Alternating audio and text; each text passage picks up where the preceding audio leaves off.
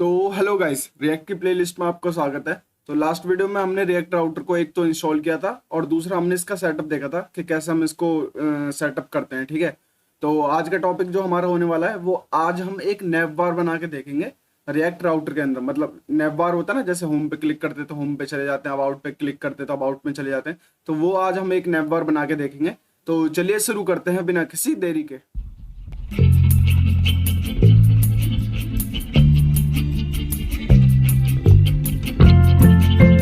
तो देखो, पिछली वीडियो में हमने एक होम पेज तो बना ही लिया था, होम पेज और एक अबाउट पेज। ठीक है, तो इन्हीं दो पेजेस को हम यूज करेंगे आज के नैव बार में। तो एक जाते अपने फोल्डर के अंदर, ठीक है, कंपोनेंट फोल्डर के अंदर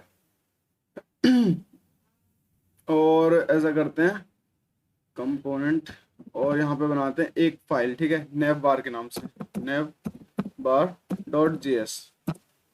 तो ये हमारा आ गया नैव बार। अब इसमें बनाएंगे एक RFCE फंक्शनल कंपोनेंट, ठीक है, और करते हैं एंटर। अब ये हमारे पास आ गया नैव बार। देखो ये डिव हटा देता हूं मैं, तो डिव की जगह हम नैव बार बना रहे थे, एक डालता हूँ नैव टैग। ठीक है, तो डाल देना नैव टैग। और नैव टैग के अंदर देखो, जैसे हम HTML में करते थे ना, जैसे कोई लिंक डालना था तो एंकर टैग लगाते थे, ए टैग लगाते थे। ठीक है, तो ए तो यहाँ पे भी आ जाएगा href, बट हम यहाँ ए की जगह ना आज हम यूज करने वाले हैं लिंक का, क्योंकि रिएक्ट के अंदर हम यूज करते हैं लिंक, LINK। ठीक है, तो जैसे लिंक लिखोगे ऊपर देखना इंपोर्ट भी हो जाएगा। होना तो चाहिए था, इंपोर्ट हुआ नहीं।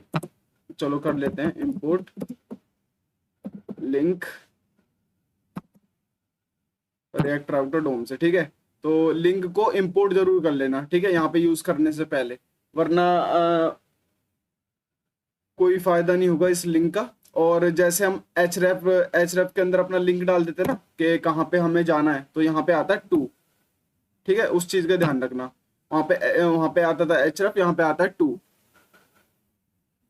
जैसे टू के अंदर मैं कर दूं, मुझे स्लैश पे जाना है होम पेज पे। ठीक है, तो यहाँ मैं लिख दूं होम, तो जब भी मैं स्लैश होगा तो होम आएगा। ठीक है, वैसे होम यहाँ लिखूं नहीं क्योंकि कोई फायदा नहीं है, क्योंकि हम होम पहले ही वहाँ पे रेंडर करा चुके हैं। कहाँ पे?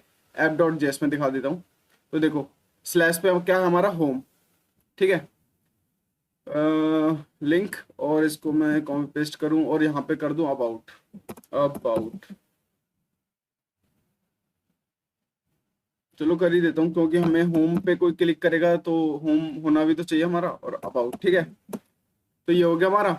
जैसे देखो नैव बार तो आपने HTML में भी देखा होगा, नैव टैग। ठीक है, यहाँ पे एंकर टैग हम लगाते थे ए, तो ए की जगह यहाँ पे आ चुका है लिंक। बट एक चीज का ध्यान रखना, रिएक्ट राउटर डोम में लिंक को इंपोर्ट करना पड़ता है, तो ऊपर इंपोर्ट जरूर कर लेना। अब देखो लिंक ए के अंदर, एंकर टैग के अंदर होता था हमारा href, जिसमें हम अपना एड्रेस डालते थे कि जैसे स्लैश होगा तो होम पे जाएंगे, अबाउट होगा तो अबाउट पे जाएंगे। उसके जगह यहाँ पे रिप्लेस हो चुका है टू। ठीक है, यही कुछ चीजें थी जब मैंने HTML में स्टार्टिंग में बोला था, जब हम रिएक्ट पढ़ेंगे ये चीज चेंज होंगे। ठीक है, तो ये वही चीजें हैं। तो देखो होम, होम जैसे ये होम है, ठीक है, इस पर क्लिक करेंगे तो हम स्लैश पे चले जाएंगे, अबाउट पे क्लिक करेंगे तो अबाउट पे चले जाएंगे। ठीक है, और इस नैव बार को करना सेव।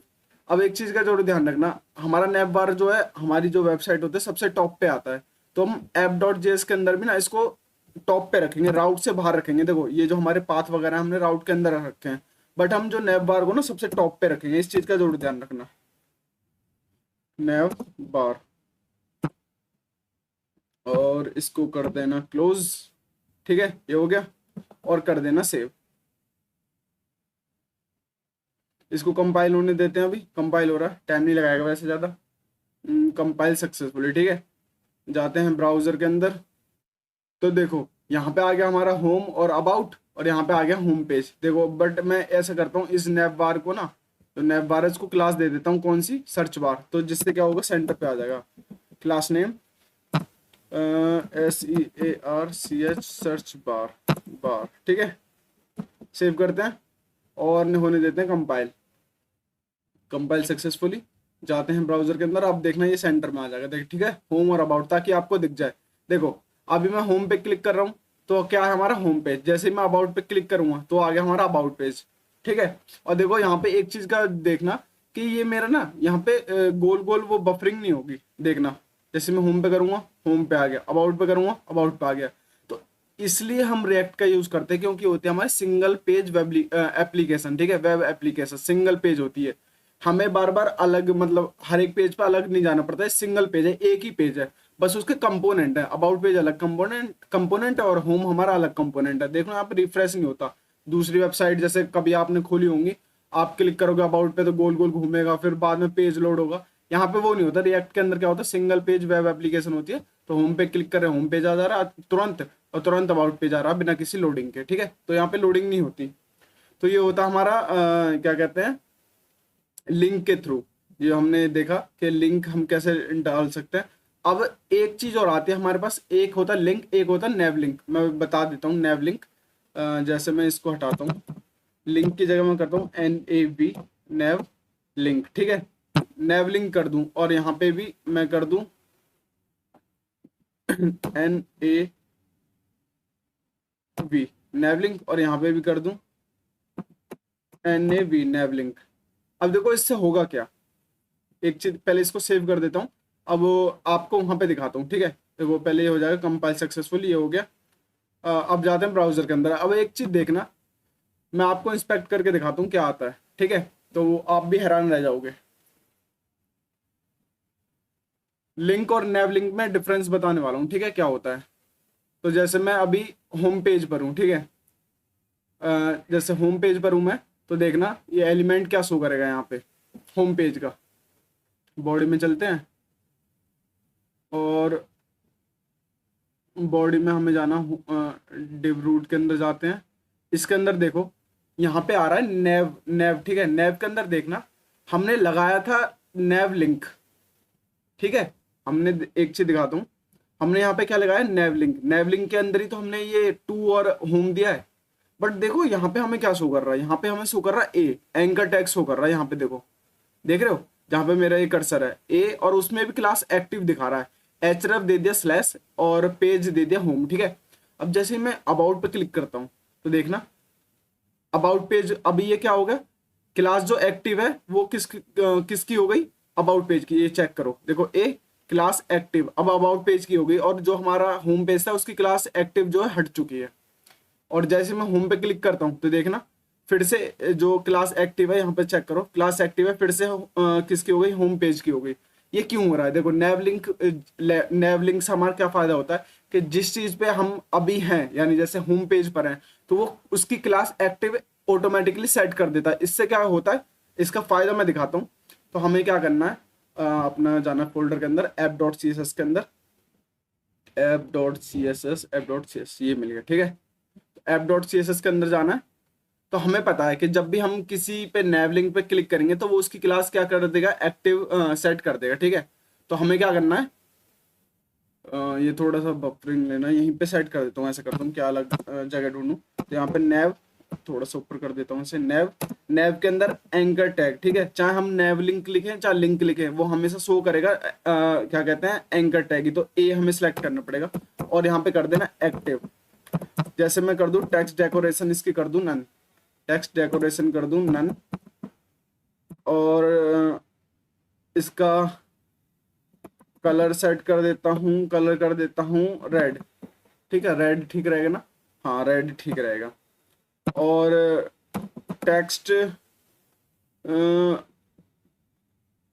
टेक्स्ट की जगह फॉन्ट कर देता हूँ, ठीक है। फॉन्ट वेट कर देता हूँ बोल्ड, फॉन्ट वेट कर देता हूँ बोल्ड, और फॉन्ट साइज थोड़ा अलग कर देता हूँ ताकि हमें समझ में आए कि जब भी हम क्लिक करें तो फॉन्ट साइज भी चेंज हो जाए। 25 पिक्सल कर देता हूँ, ठीक है। सेव कर देता हूँ। तो अब एक कमाल देखना, और सेव करके इसको हटा दो, इसकी अब हमें जरूरत नहीं है। कंपाइल होने देते हैं पहले। तो ये हो गया हमारा कंपाइल सक्सेसफुली। जाते हैं अपने ब्राउजर के अंदर। तो देखो होम पे था तो होम हमारा बोल्ड हो गया, फॉन्ट साइज बढ़ गया, सब चीज हो गया। जैसे मैं अबाउट पे क्लिक करूंगा तो अब जो प्रॉपर्टी थी वो अबाउट में सेट हो गई, देख रहे हो। होम पे करूंगा तो होम में सेट हो गई। तो ये देखो क्यों हो रहा है, क्योंकि जब भी मैं अबाउट पेज पे क्लिक करता हूँ तो नेवलिंक के मदद से हमारा क्या, देखो नेवलिंक का काम क्या था, जब भी हम जिस भी पेज पे क्लिक करेंगे उस पेज को क्लास एक्टिव ये सेट कर देगा, ठीक है। नेवलिंक का ये काम था।